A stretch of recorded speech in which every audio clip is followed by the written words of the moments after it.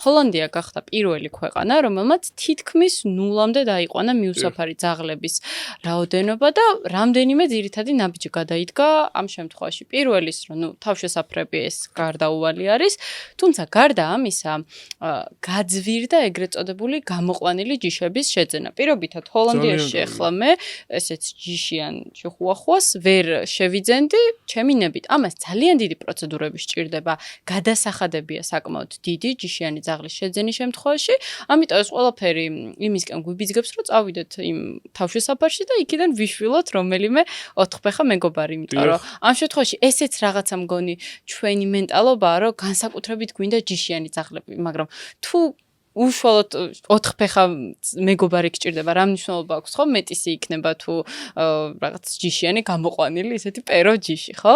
ამიტომ ესეც ეს ჩვენი მენტალობის ნაწილი არის ალბათ, რომ რაღაცა გსურს განსაკუთრებით ძვირიანი ჯიშები.